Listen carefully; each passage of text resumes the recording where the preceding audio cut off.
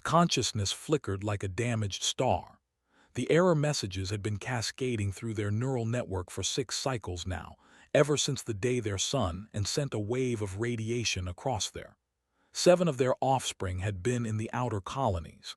7 minds, brilliant and young, simply stopped transmitting, gone in an instant.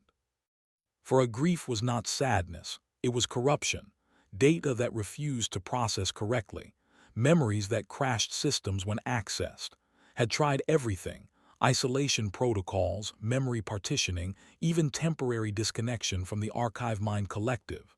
Nothing worked. Every time they thought of their children, their consciousness stuttered and threatened to shut down entirely.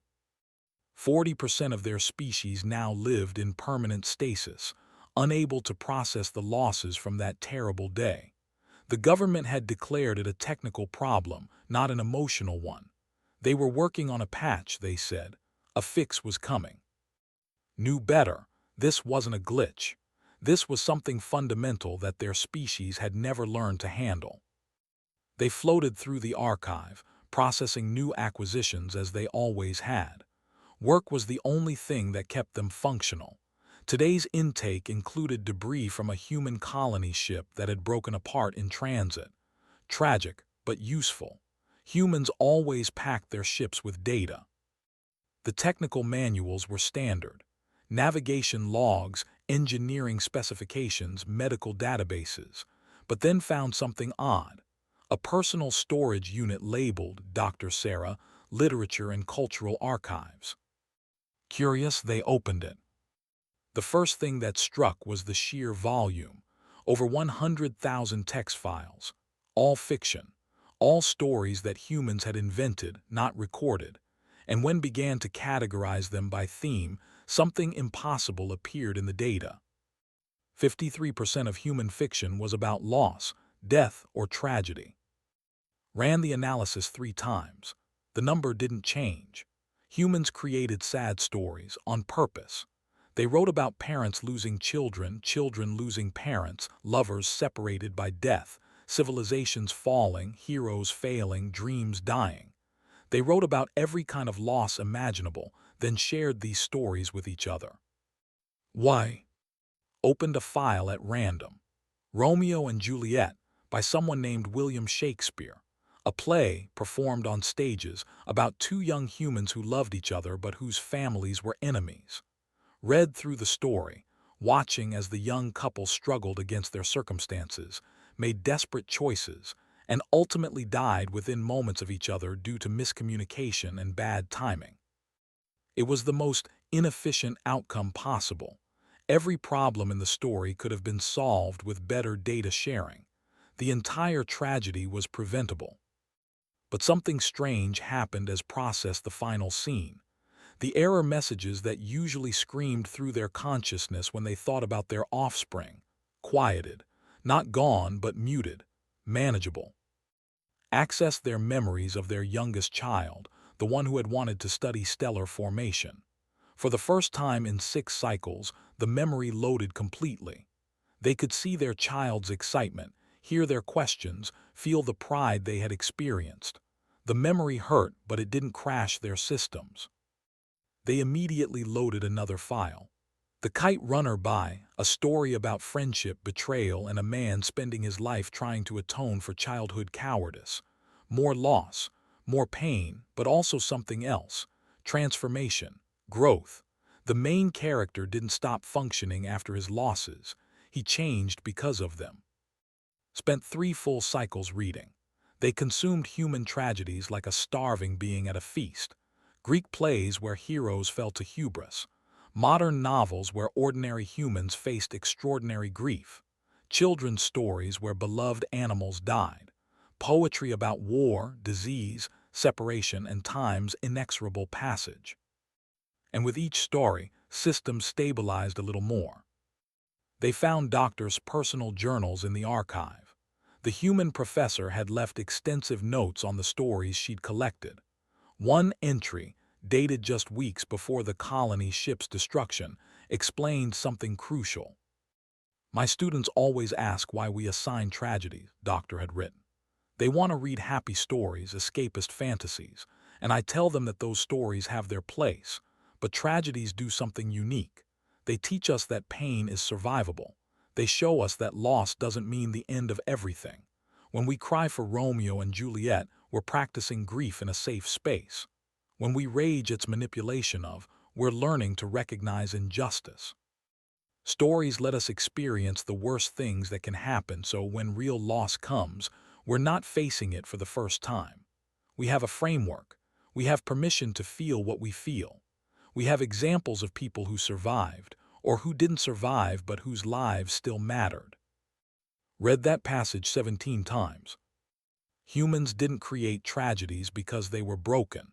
They created tragedies because they were preparing, building emotional infrastructure, developing cultural technology for processing the composed a message and broadcast it across the galactic network.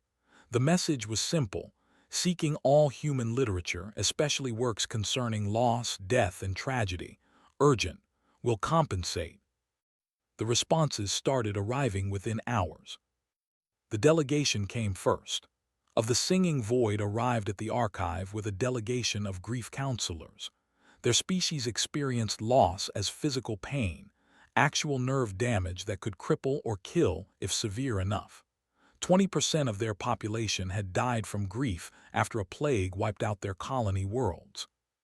"We heard your message," said their form, rippling with barely controlled pain. "We've tried everything. Meditation, medical intervention, memory suppression. Nothing works. If humans have found a way to process loss, we need to learn it." Next came the hive mind of Beta. They had lost connection with an entire subcollective during a spatial anomaly. The remaining minds couldn't integrate the absence. It was like having a wound that wouldn't close, constantly leaking processing power and attention. Then the Memweavers, the Witness Collective, the Crystalline Chorus, 30 different civilizations, all struggling with the same fundamental problem, all hoping that human literature held answers. Looked at the growing crowd of desperate beings and felt something unexpected: purpose. For the first time since losing their children, they had something to do that mattered. "I don't have answers yet," told the assembled species, "but I have data. The humans left us their entire cultural archive of grief processing, thousands of years of stories about loss and survival. We will study them together. We will learn what the humans learned, and perhaps we will finally understand how to carry our pain without being destroyed by it." Approached privately after the meeting, "You've been reading these stories," they observed. "Has it helped?" Accessed their memories of their 7 offspring, all 7 files loaded cleanly. The pain was still there, sharp and terrible, but it no longer threatened system failure. "Yes," they said simply, "I can remember them now. I can think about them without breaking. The grief hasn't gone away, but it's become bearable." "How?" asked their voice desperate. Thought about Romeo and Juliet dying in each other's arms. About the way Shakespeare had crafted that scene to be both devastating and strangely beautiful. About how millions of humans had watched or read that story, had wept for those fictional teenagers, had carried that sadness with them and somehow been stronger for it. "The humans don't try to fix grief," said slowly, understanding dawning as they spoke. "They don't treat it as a problem to solve or a disease to cure. They treat it as a transformation to navigate. Their stories don't make the pain go away. They make it mean something. They give it shape and structure. They show that feeling pain doesn't mean you're broken. It means you loved something enough to miss it." Was silent for a long moment. Then, "That's the first description of grief I've heard that doesn't frame it as damage." "Yes," said, "I think that might be the most important thing humans can teach us. Grief isn't malfunction. It's the price of connection. And humans have spent thousands of years learning to pay that price and keep living." They turned back to the archive, to the 100,000 stories waiting to be read and understood. Somewhere in this vast collection of human sadness was a map for survival, intended to find it. The Institute of Human Emotional Architecture was founded 3 cycles later. Its mission statement was simple: to understand how humans process loss, and to teach that understanding to the galaxy. But knew the truth. They weren't just studying human literature. They were learning to grieve, and perhaps, finally, learning to live with what they'd lost. The Institute grew faster than anyone expected. Within 20 cycles, it occupied an entire orbital station and employed researchers from 40 different species. But the initial results were not encouraging. In fact, they were catastrophic. The hive mind of made the first attempt. They selected King Lear based on its themes of family, division, and loss. The researchers carefully translated the play into their collective consciousness format and integrated it into their shared memory. The hive mind dissolved into chaos within hours. Different subsections began interpreting the story in contradictory ways. Some identified with Lear, others with his daughters. Some saw tragedy, others saw justice. The conflicting interpretations created feedback loops that crashed entire thought networks. It took 3 cycles to stabilize them.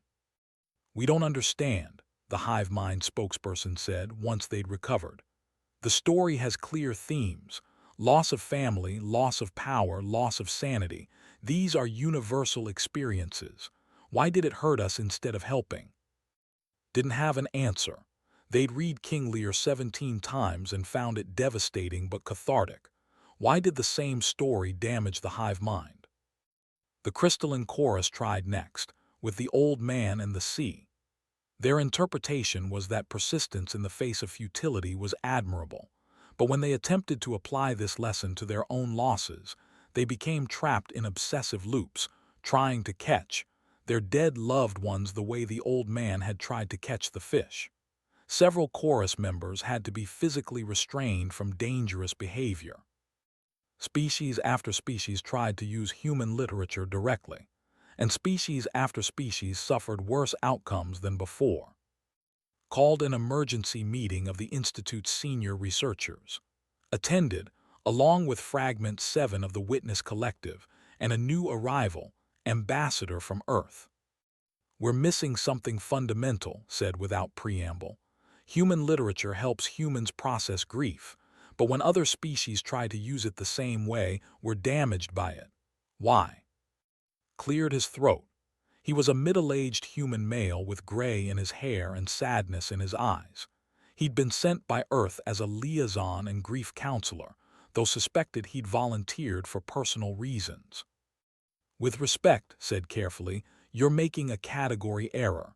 You're treating our stories like software download and run. But that's not how human grief works. Our stories aren't solutions. They're examples of the process." "Explain," said, leaning forward with interest. Thought for a moment. Take Romeo and Juliet. It's not a prescription for how to handle young love and family conflict. It's a cautionary tale about communication failure and impulsive decisions. But it's also a celebration of passion, a critique of feuds, an examination of fate versus choice, and about a dozen other things depending on who's reading it and what they bring to the text. The story doesn't tell you what to feel. It gives you permission to feel whatever you feel. "That's contradictory," said. "Stories should have clear meanings." "No," said gently. "Human stories have the meanings we need them to have. When I was 15 and first read Romeo and Juliet, I thought it was the most romantic thing ever. When I read it at 30, I thought they were impulsive idiots. When I read it at 45, I understood it was about how violence poisons everything it touches. Same story, 3 different truths, all valid." Fragment 7 spoke up. They were a small portion of the Witness Collective that had separated to join the Institute. Their forms shimmered with concentration. "You're saying human stories are. That they change based on the observer." "Exactly," said. "And more than that, we use multiple coping mechanisms simultaneously. We accept death while raging against it. We move forward while honoring the past. We find meaning while acknowledging meaninglessness. These contradictions don't break us. They're how we survive." Felt something shift in their understanding. They'd been trying to extract a formula from human stories. A step-by-step process, Experience loss, apply narrative structure, achieve catharsis. But humans didn't work that way. They were messier, more contradictory, more flexible than any algorithm. So we can't simply use your stories, said slowly. We need to learn the method behind them, the way you transform pain into narrative. Yes, said. And more than that, you need to create your own stories. Stories that work for your species, your psychology, your way of processing experience. My daughter died on the same colony ship where Doctor died. And you know what helped me? Not reading about someone else's dead child. Writing about mine. Putting my grief into words that made sense to me. That's what human literature can teach you, not what to feel, but how to shape what you already feel into something you can carry. The room fell silent, processed this new information, reorganizing their entire understanding of the project. They'd been so focused on understanding human stories that they'd missed the point. The stories weren't the cure. The process of creating stories was the cure. We need to start over, said. We don't need to teach species to read human literature. We need to teach them to create their own. But how? Asked. My species has never created fiction. We record history, document events, preserve memories, but we don't invent. We don't create stories that never happened. Smiled sadly. Then you need to learn, and I'll be honest, it's going to be hard. Creating your first tragedy, deliberately imagining loss and putting it into narrative form is like surgery on yourself. It hurts, but it's also how you learn to shape grief instead of being shaped by it. Fragment 7 flickered with something that might have been excitement. I want to try. The Witness Collective records everything but creates nothing. Perhaps that's why we cannot process what we've lost. We have no framework for transformation. Then let's begin, said. They thought of their 7 offspring, of the 6 cycles they'd spent crashing and rebooting, of how reading Romeo and Juliet had somehow made the memories accessible. We'll start with small stories, personal ones. Each of us will attempt to create a narrative about our own losses, not to solve them but to give them form. Form rippled with apprehension, and if we fail, if creating these stories damages us further. Pulled out a small data pad and displayed an image. A young girl, perhaps 12 years old, with eyes and a brilliant smile. Was my daughter. When she died, I couldn't function. I took leave from my practice, stopped seeing friends, barely ate. Then a colleague suggested I write about her. Not her death, just her. Who she was, what she loved, how she saw the world. I wrote for 6 months. Pages and pages of memories and stories and things I wished I'd said. And slowly I started to heal. Not because the pain went away, but because I transformed it into something I could hold on to. The memory became the story, and stories, unlike people, can't die. He looked around at the assembled alien researchers. That's what I can teach you, not how to stop hurting, but how to make your hurt into something that honors what you've lost, something that lets you keep living while holding on to who they were. Access their memories of their youngest child again, the one who'd loved stellar formation. And for the first time they thought, what if I wrote about her? What if I shaped her memory into a story that others could experience? The idea was terrifying, but it was also the first thing that had felt right since the day she died. We'll need time, said, and guidance, but I believe this is the path forward, not copying human stories but learning the human method of turning pain into narrative. I'll help however I can, said. Though I should warn you, there's a species that's reached out to the Institute, the Memweavers. Their entire was destroyed in an astronomical event 6 cycles ago. 4 billion survivors. They're experiencing civilization-wide suicidal ideation. Their government has given them 30 cycles to find a reason to keep living, or they'll authorize mass voluntary euthanasia. The room went cold. 30 cycles, said. That's not enough time to develop a narrative tradition from nothing. No, agreed. But it might be enough time to teach them the basics, to give them tools to start processing their loss. If we can do that, if we can show them that grief doesn't have to mean the end of everything, we might save them. felt the weight of responsibility settle onto their consciousness. 4 billion beings, choosing between learning to grieve or choosing to die.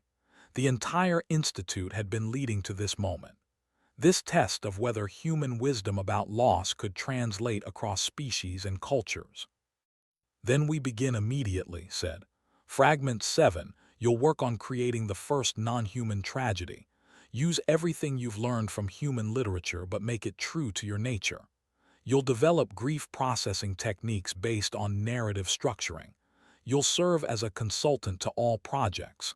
And I paused, then committed to the terrifying decision. I will write about my children, all 7 of them, and when I'm done, I'll share those stories with anyone who needs to learn that remembering the dead doesn't mean dying yourself. And the Memweavers, Fragment 7 asked. We invite them to join us, said. Not as students, but as collaborators. They won't learn to process their grief by having us tell them what to feel. They'll learn by creating something new, a story that's uniquely theirs, a tragedy that honors their world and everyone they've lost. We have 30 cycles to teach an entire civilization what humanity spent learning. It's impossible.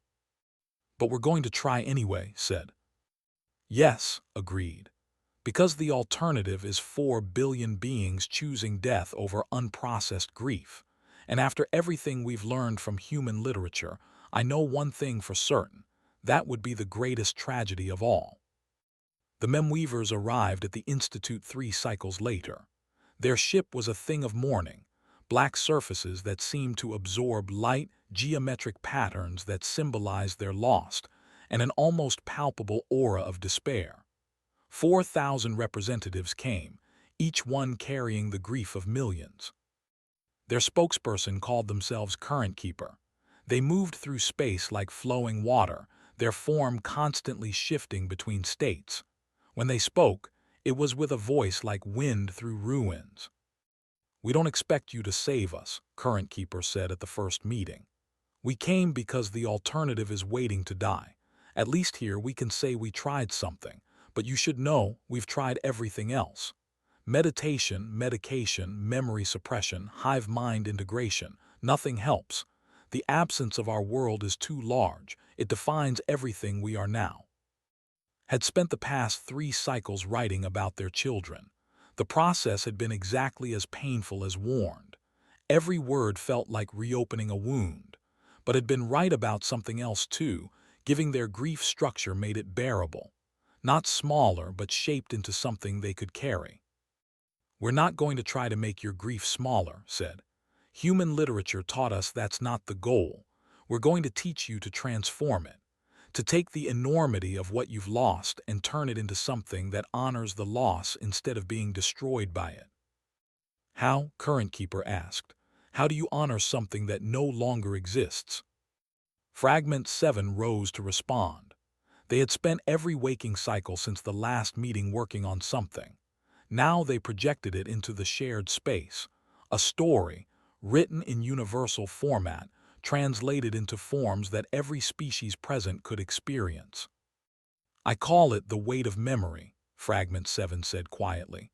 It's about a being who records everything but can never forget, who watches civilizations rise and fall, who loves what is temporary because they know they'll carry it forever after it's gone. It's my first fiction, my first deliberately created tragedy. The story began to play, experienced it through their neural interface, and felt something shift fundamentally in their understanding. Fragment 7's story wasn't trying to solve anything. It wasn't offering comfort or hope or meaning. It was simply acknowledging a truth, that some beings carry more than others should have to carry, that memory itself can be a form of grief, that witnessing loss doesn't make you immune to pain. The protagonist of the story loved a short-lived being who blazed bright and died young. The witness being recorded every moment, preserved every conversation, held onto every detail. And when their beloved died, the witness discovered something terrible. Perfect memory meant perfect grief. They couldn't forget, couldn't blur the edges, couldn't let time soften the loss. Every moment was as fresh as the day it happened. But then something changed. The witness began to share their memories, not just the facts and data, but the feelings attached to them. They turned their perfect recall into stories that others could experience, and in the sharing, the grief transformed. It didn't disappear, but it stopped being solely a burden and became also a gift, a way to let others know this being who had died, a way to make sure that a brief, beautiful life still mattered. When the story ended, the entire assembly sat in silence. Current Keeper spoke first. We've never experienced anything like that. It hurt to witness, but it also felt. They paused, searching for words. True, more true than any factual account could be. That's the power of tragedy, said softly. Facts tell you what happened. Stories tell you what it meant. Can we do this? Current Keeper asked. Can my species create something like this about our world? Not alone, said, and not quickly, but yes. If you're willing to do the work, we can teach you the process. It won't be easy. Creating your first tragedy means deliberately imagining your worst pain and giving it narrative form. It's going to hurt worse than anything before you get better. Current Keeper's form rippled with something that might have been determination. We're already dying. At least this way, we die trying to create something meaningful from our pain. Over the next 15 cycles, the Institute became a workshop of grief. The Memweavers, with guidance from, and Fragment 7, began crafting their collective tragedy. It started with memories.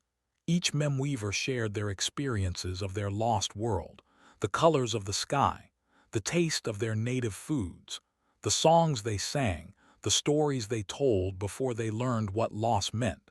The process was devastating. Many Memweavers had to be sedated after particularly intense memory-sharing sessions.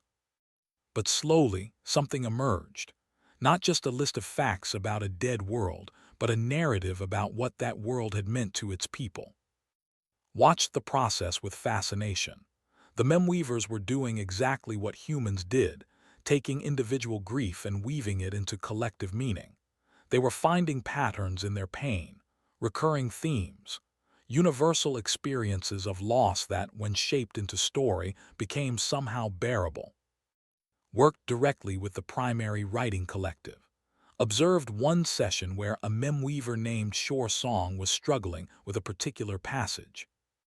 I want to describe the moment we knew our world was dying, Shore Song said.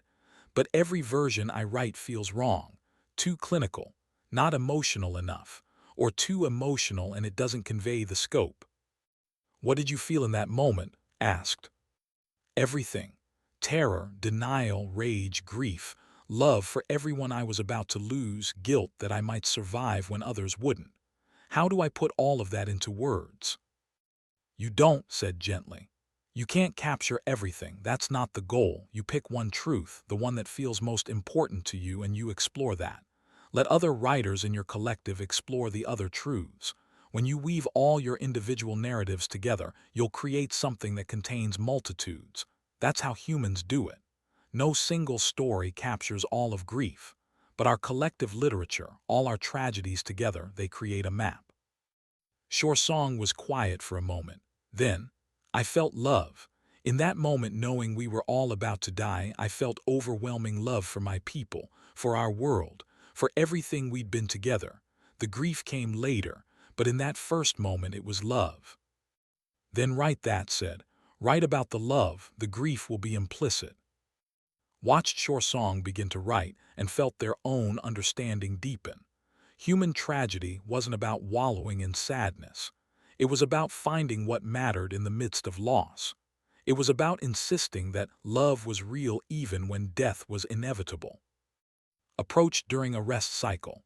I've been working with a group of Memweavers on something they're calling the Song of the Broken World. It's not one narrative but a collection of 40 individual stories, meant to be performed over 40 days. Each story focuses on a different aspect of their world. Their art, their science, their families, their dreams. Will it be finished in time? Asked. The deadline was approaching. 15 cycles remaining before the Memweaver government would authorize mass euthanasia for anyone who requested it. I don't know, admitted, but something is changing. The memweavers working on this project have stopped talking about ending their lives. They're too invested in finishing the story, in making sure their world is remembered correctly. It's giving them purpose. Thought about their own writing, the 7 stories they'd completed about their 7 children, how the process of crafting those narratives had changed their relationship to their grief. They still hurt. They still miss their offspring every cycle, but the pain no longer threatened to destroy them. It had become part of who they were, not damage, but transformation. That's what stories do, said. They give us something to do with our grief besides be destroyed by it. 10 cycles before the deadline, Fragment 7 called an emergency meeting. Their form was flickering with excitement and terror in equal measure. The Song of the Broken World is nearly complete, Fragment 7 said. The memweavers want to perform it publicly, all 40 days of it. They want every member of their species to witness it, whether they're here at the Institute or back in their refugee settlements across the galaxy. They're asking if we believe it will work, if their story will save them. The room fell silent. Everyone present understood the weight of the question. 4 billion beings were waiting to decide between life and death based on whether their collective tragedy could make their grief bearable. I can't promise it will work, said finally. Human stories don't work like that. There's no guarantee. But I can tell you this, when humans lose something precious, the ones who survive are the ones who find ways to honor what they've lost, to keep it alive through memory and story and ritual. The Song of the Broken World does that. It takes a destroyed planet and transforms it into a narrative that celebrates what was and acknowledges what's been lost. Will it heal them? No. But it might teach them how to live with their wounds. Then we let them try, said. We support them however we can. And we trust that the process of creating this story has already changed them, even if we can't measure how. The first performance of the Song of the Broken World began 3 cycles later. It was broadcast across the galaxy, translated into 400 languages, made accessible to every memweaver regardless of location. Attended in person, they watched as Song took the stage and began the first story, the one about love in the face of certain death. The memweaver's voice was beautiful, rising and falling like water over stones, carrying emotional weight that transcended species barriers. The story didn't make anything better. It didn't resurrect the dead world or reverse the astronomical event that had destroyed it. But it did something else. It said, we existed. We mattered. What we built and loved and created together was real and precious and worth remembering. Over 40 days, the story continued. 40 different narrators, 40 different aspects of a lost world. Science and art, personal and political, celebration and mourning, all woven together into a vast tapestry of collective memory. Attended every performance. They watched the memweaver audience change, saw beings who had arrived hollow and broken begin to show signs of life.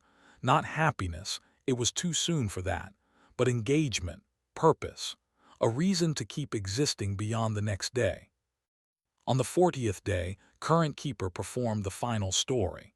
It was about the future, about the memweavers who would be born never having seen there, about how those future beings would still carry forward the stories, the values, the essence of what their world had been, about how death of place didn't mean death of identity. When the performance ended, Current Keeper remained on stage. They looked out at the assembled thousands of their species and spoke directly. Our world is dead. That truth doesn't change, but we are not.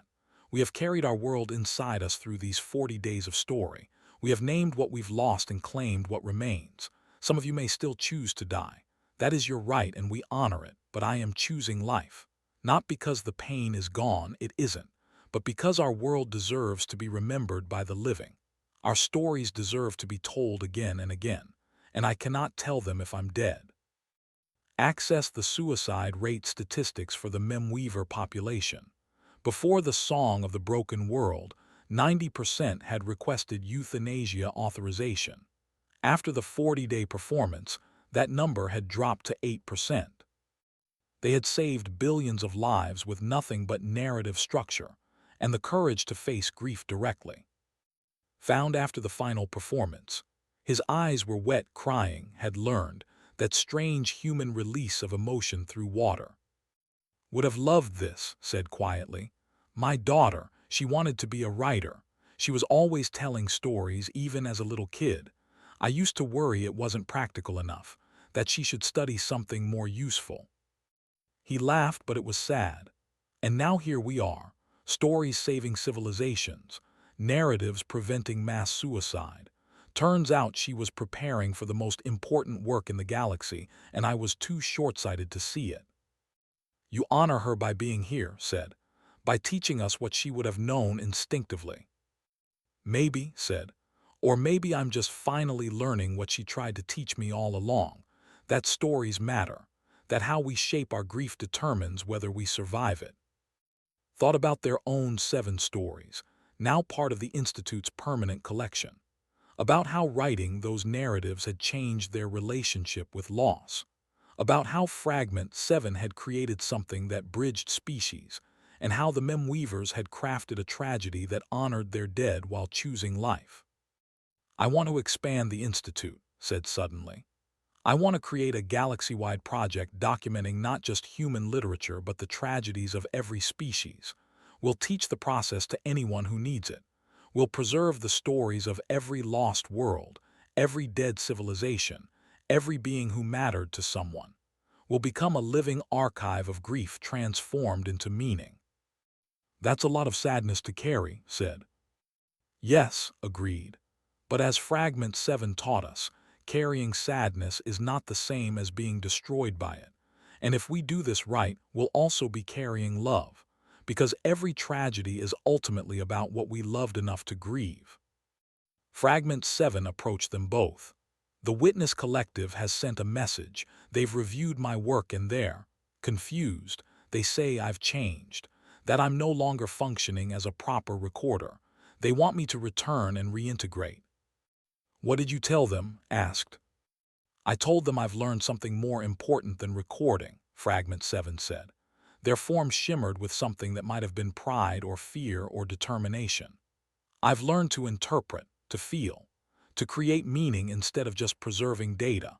I told them I'm staying here, separate from the collective, because I've discovered that individual experience, including individual pain, is valuable precisely because it's temporary and unique. They won't understand, said gently. No, Fragment 7 agreed. But perhaps someday they will, when they lose something so profound that mere recording isn't enough, when they need to transform their grief into narrative to survive it. When that day comes, I'll have examples to show them. Stories that prove pain doesn't have to mean ending. That grief can be survived by giving it form and structure and meaning.